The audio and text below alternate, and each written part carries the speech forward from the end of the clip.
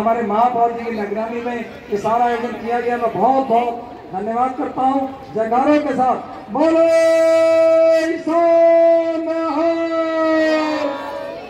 मैं निवेदन करूंगा सिख समाज के लोग कृपया करके मंच पर आए। सरदार बलदेव सिंह जी और लोग, सरदार मनजिंदर सिंह जी, सरदार रंजीत सिंह जी, बस चार लोग और चार लोग आओ। ये बच्चे माननीय मुख्यमंत्री जी का स्वागत कर रहे हैं।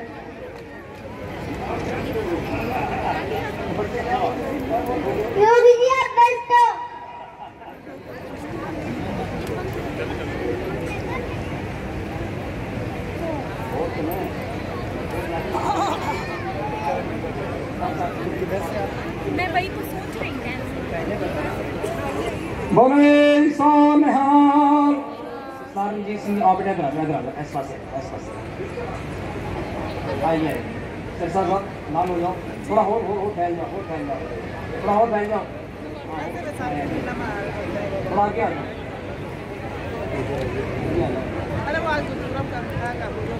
बोलो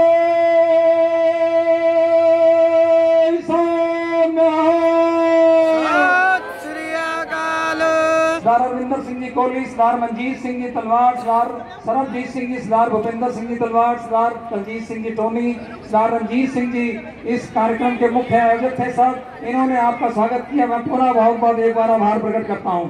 सिंधी समाज से आइए, सिंधी समाज से, शिव शांति आश्रम से साईं मोहन लाल जी हमारे बीच में।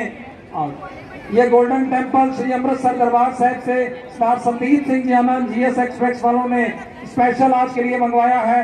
मैं उनसे भी निवेदन करूंगा, सरदार संदीप सिंह जी आनंद कृपया करके, सरदार संदीप सिंह जी आनंद कृपया करके आइए। बाकी लोग आइए। संदीप सिंह आनंद इनको आने दीजिए।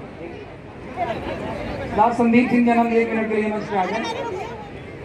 संदीप सिंह जी आनंद जिन्होंने गोल्डन टेम्पल स्पेशल और ये पूरा मोमेंटो जो है, चलो आ जाओ संदीप आ जाओ।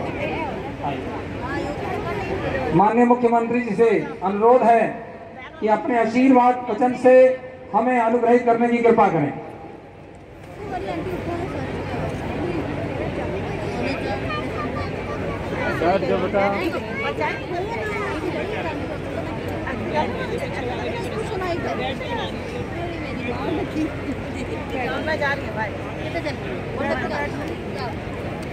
गुरु तेग बहादुर जी महाराज के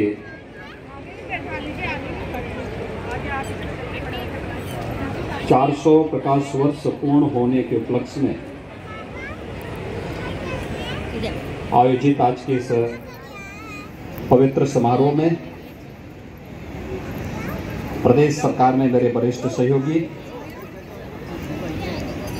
उप मुख्यमंत्री श्री केशव प्रसाद मौर्य जी, उप मुख्यमंत्री श्री ब्रजेश पाठक जी, प्रदेश सरकार में मेरे वरिष्ठ सहयोगी प्रदेश सरकार के मंत्री श्री बलदेव सिंह ओलख जी, यहाँ पर विशेष रूप से आज के इस कार्यक्रम में उपस्थित श्री मनिंदर सिंह सिरसा जी, महापौर श्रीमती संयुक्ता भाटिया जी,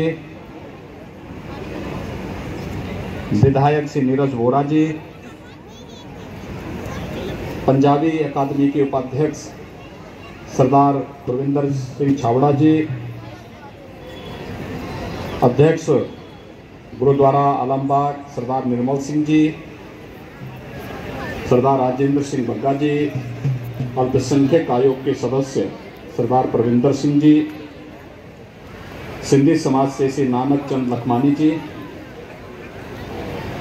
आज के इस कार्यक्रम में उपस्थित भारतीय जनता पार्टी के नेत्री श्रीमती अपर्णा यादव जी, उपस्थित सभी सम्मानित यहाँ पर उपस्थित भाइयों बहनों, आप सबको मैं इस अवसर पर हृदय से बधाई देता हूँ। आप सबका कोटि कोटि अभिनंदन करता हूँ। जब हम सिख गुरुओं की बात करते हैं तो हम सबको इस बारे में बहुत स्पष्ट होना होगा कि वास्तविक भारत के इतिहास की हम बात कर रहे हैं। भारत का मध्यकालीन इतिहास सिख गुरुओं के त्याग और बलिदान के बगैर तो अधूरा है। उस कालखंड में देश और धर्म की रक्षा कैसे की जानी चाहिए थी, यह सीख अगर हमें कहीं से प्राप्त हुई तो उस विपरीत परिस्थितियों में सिख गुरुओं ने अपने त्याग से, अपने बलिदान से, अपनी भक्ति और शक्ति की ताकत से पूरे हिंदुस्तान के अंदर वह ओज और वह तेज भरने का कार्य किया था। और इसीलिए मुख्यमंत्री आवास सामान्यतः शासकीय कार्यों को संपादित करने या राजकीय अतिथियों के साथ संवाद का एक माध्यम होता है। लेकिन जब किसी एक आयोजन को करने का अवसर मुझे प्राप्त हुआ तो मेरा सौभाग्य था कि गुरु नानक देव जी के 550वें प्रकाश उत्सव के कीर्तन के कार्यक्रम को मुख्यमंत्री आवास पर आयोजित करने का सौभाग्य पहले मुझे प्राप्त हुआ था। और उसके बाद ये कार्यक्रमों की श्रृंखला आगे बढ़ती गई। 2020 में भी और 21 में भी साहबजादा दिवस के कार्यक्रम को हम लोगों ने मुख्यमंत्री आवास पर ही संपन्न किया। और हम सब आभारी हैं प्रधानमंत्री मोदी जी के। उन्होंने 27 दिसंबर की तिथि को पूरे देश के अंदर गुरु गोविंद सिंह जी महाराज के उन 4 वीर सपूतों के स्मृति को बनाए रखने के लिए आज की युवा पीढ़ी को देश और धर्म के प्रति अपने क्या योगदान हमारा होना चाहिए, इनके लिए और आज की माताओं के लिए भी जो त्याग और बलिदान माता गुजरी ने उस कालखंड में दिया था, उसका एक नई प्रेरणा प्रदान करने के लिए 27 दिसंबर की तिथि साहबजादा दिवस के रूप में, बाल दिवस के रूप में आयोजित करने के लिए पूरे देश का आह्वान किया और उसकी घोषणा की है। इसके लिए हम प्रधानमंत्री मोदी जी के हृदय से आभार व्यक्त करते हैं। भाइयों बहनों, और ये सच्ची तस्वीर है भारत की जो हम लोगों ने 21 अप्रैल को दिल्ली के लाल किले पर देखी है। कितनी पीढ़ियां बीत गई हैं, कितने लोग उस दिन को देखने के लिए व्यतीत हुए, काल कलवित हो गए और समय चले गए। गुरु तेग बहादुर जी महाराज ने आखिर अपना बलिदान किस बात के लिए दिया?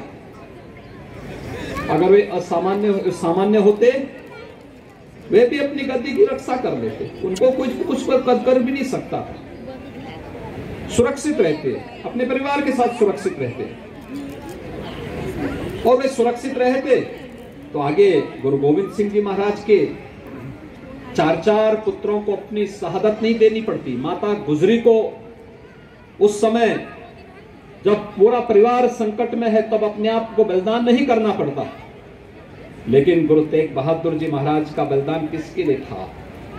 कश्मीर के हिंदुओं के लिए, कश्मीर के पंडितों की सुरक्षा के लिए। अब याद करिए कि उस कालखंड में भी उनके मन में गुरु परंपरा के प्रति कितना विश्वास था। जब उन पर अत्याचार हो रहा था कश्मीर के अंदर, तो कहीं और नहीं गए, वह गुरु तेग बहादुर जी महाराज के पास आए अपनी याचना लेकर के कि हम पर यह अत्याचार हो रहा है, हमारा ये शोषण हो रहा है, हमारे साथ इस प्रकार का व्यवहार हो रहा है। तो गुरु तेग बहादुर जी महाराज ने कहा था कि लगता है कि कोई बड़ा बलिदान देना पड़ेगा। और बलिदान देने के लिए प्रेरणा कौन दे रहा है? गुरु गोविंद सिंह जी महाराज।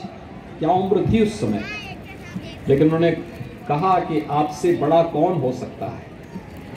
और फिर जो कुछ हुआ है किसी से छुपा हुआ नहीं है, और यही सच्चा इतिहास है जो आज दिल्ली में शीशगंज गुरुद्वारा के माध्यम से हमें प्राप्त होती है। जो प्रेरणा 21 अप्रैल को प्रधानमंत्री मोदी जी ने लाल किले के प्राचीर के ऊपर से गुरु तेग बहादुर जी महाराज के प्रति नमन करते हुए जो भाव व्यक्त किए हैं वह सचमुच पूरे देश और पूरी दुनिया के लिए एक नई प्रेरणा है कि इतिहास कुछ काल खंड के लिए झुटलाया जा सकता है, लेकिन अपनी सच्चाई उस सामने रखता ही है। और यही भारत का सच्चा इतिहास है। गुरु तेग बहादुर जी महाराज के प्रति, उनके त्याग के प्रति, उनके बलिदान के प्रति पूरा हिंदुस्तान और पूरी दुनिया नतमस्तक हुई। 21 अप्रैल की स्थिति को जब दिल्ली में लाल किले में गुरु तेग बहादुर जी महाराज की पूरी जीवन गाथा को पूरे देश और पूरी दुनिया ने अपनी आंखों से देखा, सुना।